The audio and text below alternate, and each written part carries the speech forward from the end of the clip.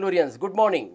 Let me take you to the Bannerghatta National Park today, home to one of the richest natural geological reserves stretched across 25,000 acres, a big tourist attraction 22 kilometers south of Bangalore. Does the park have world-class infrastructure? Does it provide good facilities to the visitors?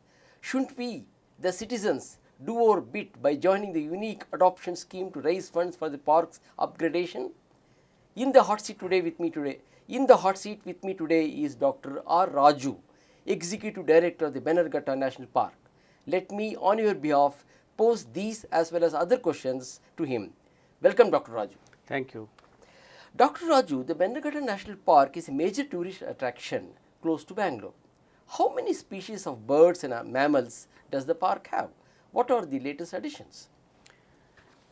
Good morning, everybody. Bannerghatta Biological Park is a jewel of Bangalore, spreading in almost about 260 square kilometer. So, this Bannerghatta Biological Park has 4 different components: Bannerghatta Zoo, Bannerghatta Safari, Bannerghatta Butterfly Park, and Bannerghatta Rescue Center, Rescue and Rehabilitation Center it is called.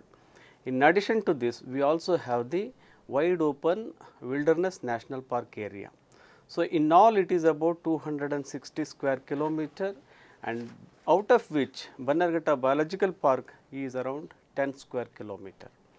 So, presently we have around 73 different species numbering to 1600 individual animals, representing almost about 30 countries in the world. So, this is the collection of the animals at the disposal of the Bannerghatta Biological Park as on today.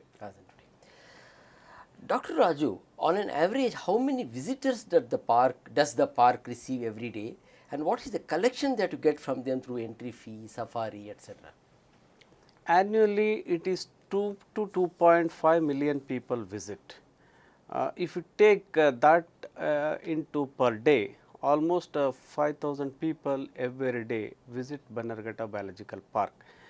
Any general holidays and Sundays and Saturdays, the crowd will touch invariably 18 to 20,000 per day.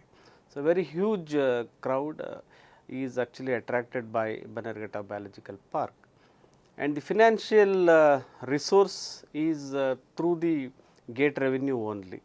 So, through the visitation we earn around 10 crore rupees in a year, 10 to 11 crore rupees in a year, and that is how the financial stability of the park is totally depending upon the visitation. Dr. Raju, the general complaint that we hear from visitors is that the park lacks good infrastructure. Maintenance is far from satisfactory. Facilities for visitors are poor. What do you have to say about that?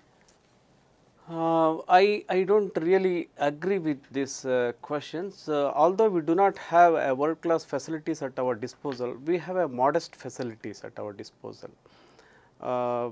As far as the visitors' comforts are concerned, providing the water for the visiting tourist is a challenge, that too a potable water. If you take 5,000 people visit a day, at least even 1 liter per person, almost about 5,000 liter water has to be kept ready for every day. That is one thing. Second thing, rest lawns. People come there to rest and relax after seeing the animals and all.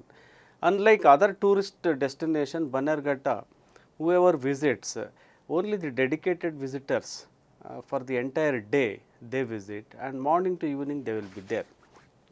Like Sri Chamarajendra Zoological Gardens in Mysore, that is one of the unit in the entire tourist segment. Like people have got the choice, Chamundi Hills is there, then Brindavan Garden is there, and so many other places are there, and it is one of the unit, Mysore Zoo. But Bannerghatta Biological Park is not that.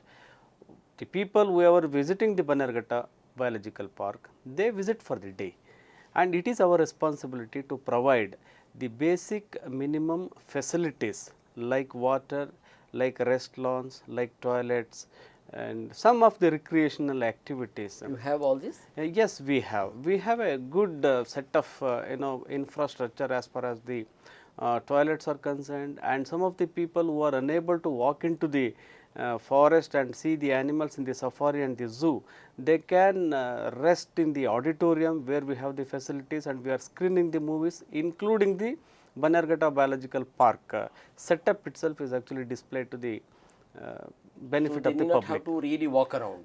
The veterans, mostly the veterans and the Seniors. mothers with children and all that, they may not take so much of risk to walk in such a huge area.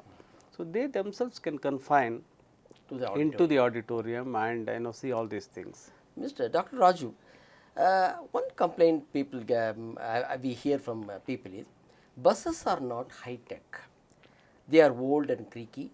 Usually they are crammed, and there is a hurry on the part of the drivers to finish each trip. Each trip, no time to take pictures even. Yes, as far as the mode of transportation is concerned, I agree whatever the question that you have asked, the buses are not to the expected standard. Yes, we have outsourced this from the KSTDC. Karnataka State Tourism Development Corporation is actually serving us by providing this kind of facilities, and it is totally an outsourced facility.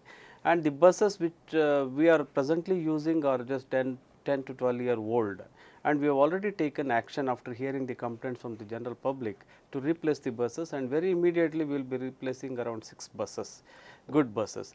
And we are also planning to take up this issue with the BMTC locally. BMTC is providing a high-tech bus to the public in the city.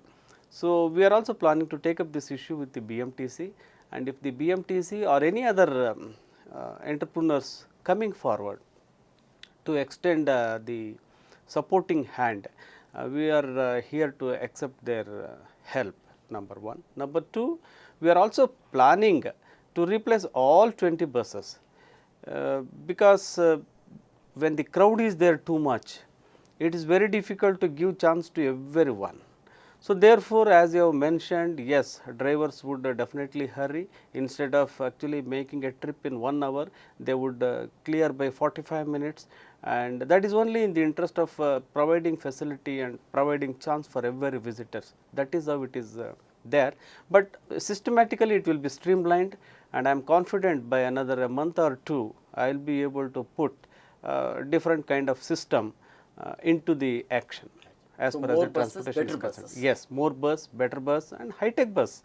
High-tech bus. When the general publics are availing the facility of high-tech bus, moving in the high-tech bus, why not the people visiting to the safari? Yet another question, Dr. Raju. People say animal enclosures are small, not enough space for them to move around. Well, here the thing has to be understand is, as I have already mentioned, we have got 4 different kinds of units: zoo, safari, butterfly park, and rescue center. As far as the animals which are housed in the zoo, they have got a minimum space which is otherwise required to be provided to them. Here the Central Zoo Authority, that is the Government of India autonomous body, stipulates the space requirement for every animal. Say for example, elephant, what is the kind of a space is to be provided for an elephant when we are housing in the zoo has been actually defined by Central Zoo Authority. We cannot violate that. So, looking at that guidelines only, every animal has been provided with the space, even birds, reptiles, animals like that. And as far as the animals which are housed in the safari, they are been given with a good space, 3-4 animals having 10 to 15 acres of land, open forest land, where the people are, the visitors are in the mobile cage, we are in the bus and the animals are free. And very recently the Honorable Minister for Forest, he has visited the park and he has given some mandates just to create the additional facilities for the animals, providing the optimum size of enclosures, open enclosures, and as well as the other housing facilities and all that. We are at it. We are working out a very good management plan based on the Central Zoo Authority guidelines. So, once that is coming for an implementation, 100% all animals will get adequate space.